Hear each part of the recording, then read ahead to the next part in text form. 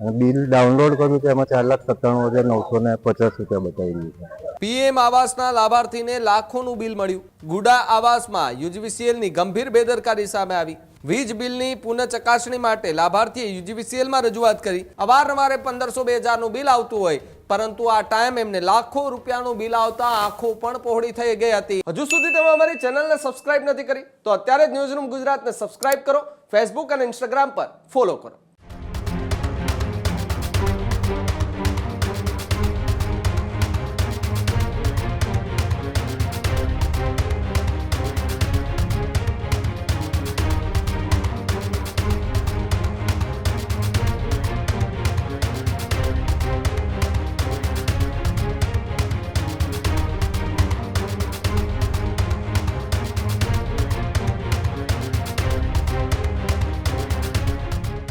સમાચારોમાં આગળ વાત કરીએ તો સમાચાર ગાંધીનગરના કડીથી સામે આવી રહ્યા છે। ગાંધીનગરના કડીમાં ₹4.97 લાખનું વીજ બિલ આવતા હડકંપ મચી ગયો છે।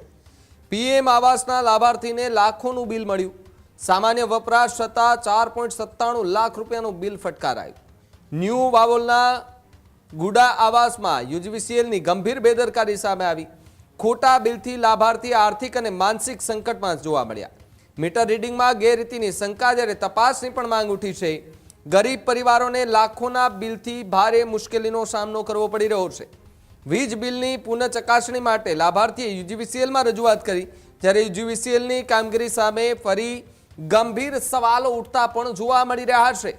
ગાંધીનગરના કડીમાં ₹4.97 લાખનું વીજ બિલ આવતા હડકંપ મચી ગયું, જ્યાં ગોકુલધામ રેસિડેન્સીના જે આવાસ યોજનાના મકાનમાં રહેતા જે લાભાર્થી છે તેમને અવારનવાર 1500-2000નું બિલ આવતું હોય, પરંતુ આ ટાઈમ એમને લાખો રૂપિયાનું બિલ આવતા આંખો પણ પહોળી થઈ ગઈ હતી, જ્યાં 4,97,820.38 રૂપિયાનું બિલ આવતા લાભાર્થીની આંખો પહોળી જ રહી ગઈ હતી। B2 1105 Vavol Gokuldham residency bill જે આવેલું છે મેસેજ 9:55 એ 4,97,820 રૂપિયાનું આવ્યું છે અને બિલ ડાઉનલોડ કર્યું તો એમાં 4,97,950 રૂપિયા બતાવી રહ્યું છે। પેમેન્ટ કરવા જાવ છો તમે ઓનલાઈન પેમેન્ટ કરતા છો બિલની ચૂકવણી, તો એમાં બી શું બતાવે? હા, એમાં બી સેમ બતાવી રહ્યું છે। ફોન પેમાં હું ચેક કરું છું તો એમાં બી સેમ બતાવેલું છે, એનો બી મેં સ્નેપશોટ પાડેલો। તમે તો અધિકારીનો જી બીમાં કોઈનો સંપર્ક સાધો છો? અત્યારે હાલ નથી સાધો છે।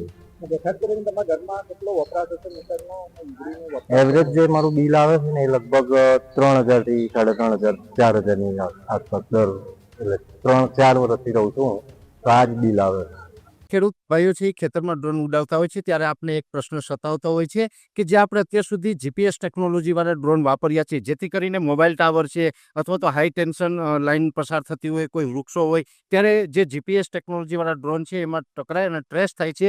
પણ એગ્રીઓન લાવ્યું છે GNSS ટેકનોલોજી ડ્રોન, જેથી કરીને એ ડ્રોન છે એ કોઈ જગ્યાએ ટકરાય નહીં, પોતાની રીતે જ ડિસિઝન લે છે અને મૂવ થઈ જાય છે, જેથી કરીને GNSS ટેકનોલોજી ડ્રોન છે એ વાપરવાનો આગ્રહ રાખો।